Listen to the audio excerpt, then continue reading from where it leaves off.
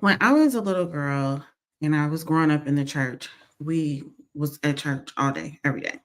And so one of my favorite things to do instead of listening to the preacher was reading the different stories in the Bible. And I had three books that I loved to go to. So it was Esther, Songs of Solomon, and Ruth. Okay, I love me a love story, right? So when I was going through that divorce and I was back in my parents' basement, one of the things that I would do to help soothe myself, I talked about that story in the lab a couple of days ago on the first, was I would take these baths. I'm talking about long as 4 hour bath, just in there. I don't know, trying to soak away whatever I was feeling and trying to sort through my feelings. It was just always something soothing about a bath for me that helped me get my mind right, basically. So every year when I would get older from being a child in church, I would grow up reading Esther. Like I would read Esther every year. It was just something about that story was so phenomenal. If you don't know the story of Esther, whether you believe in church or Bible or whatever or not, read the story of Esther. It's so good. And then there's this movie, I think it's called One Night with the King. And it's about the story of Esther. And it is a beautiful story because Esther was one of the original badasses, just so you know.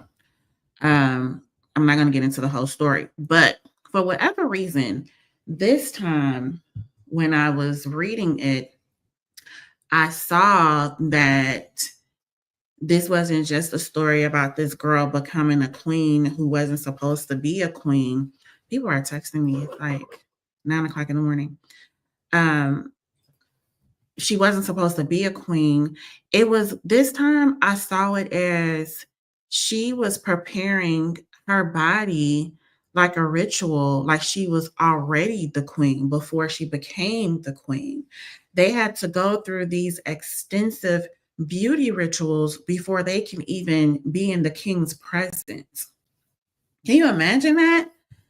And I was like, oh, this is like modern day bachelor meets Miss Congeniality, like a beauty pageant almost. It's phenomenal when you read it in that way, even when you watch the movie, especially when you watch the movie.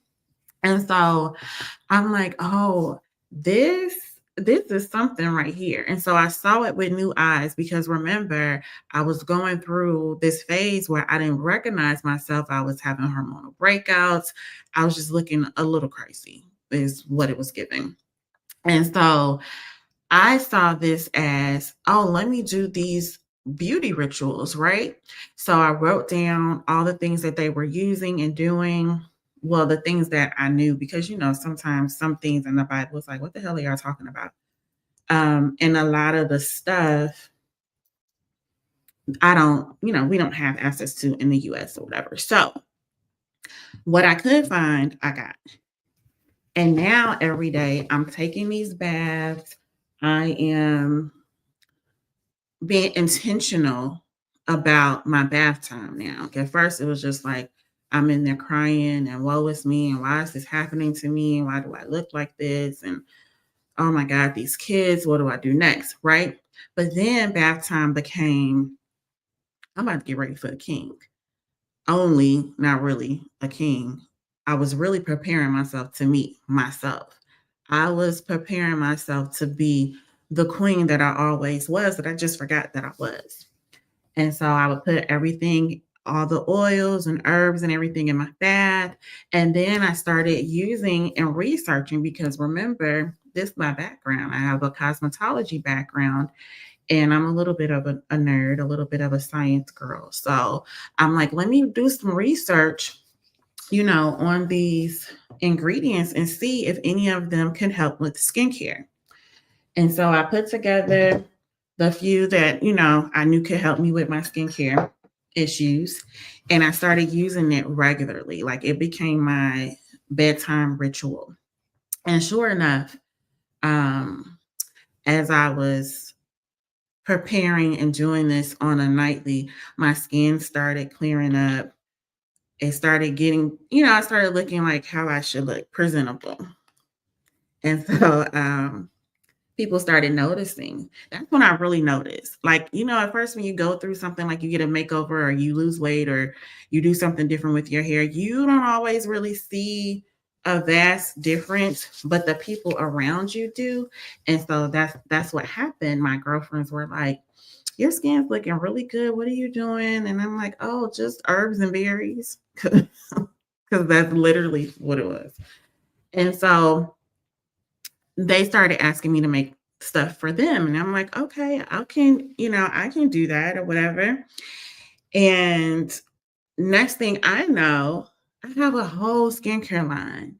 And that was never my intention. My intention was not to start a skincare line at all. My whole plan was to just get back to feeling like the girl I used to be and, become something better than what I was. And it turned into a whole business that was healing for other women in the same ways that it was healing for me. And so it's amazing to me how one story from a Bible that I never even saw it that way. I never saw it that way until that day. So sometimes when you are going through things and you can hear something your whole life. But for whatever reason, in that moment in time, you hear it way differently than you've ever heard it before. And that's what happened for me. And so when I was creating the Badass Sanctum, I wanted women to know, yes, we've been hearing the story of how we need to adorn ourselves and look beautiful and do this and do that, but we haven't heard it as in a ritual. And so inside of the Badass Sanctum, I've created a sanctuary for us to practice beauty as a ritual to return and remember our original selves. So this is your invitation to join. It's a community full of badass women who are remembering who they were and redefining who they want to be. And we are creating the best version of ourselves in a sisterhood community. So if that sounds like your vibe, the link is going to be in my Linktree link. And then I'll also put it down in the comments for you. So I hope to see you inside. Bye. Now I will see you tomorrow, 9 o'clock Eastern Standard Time. Okay. Now bye.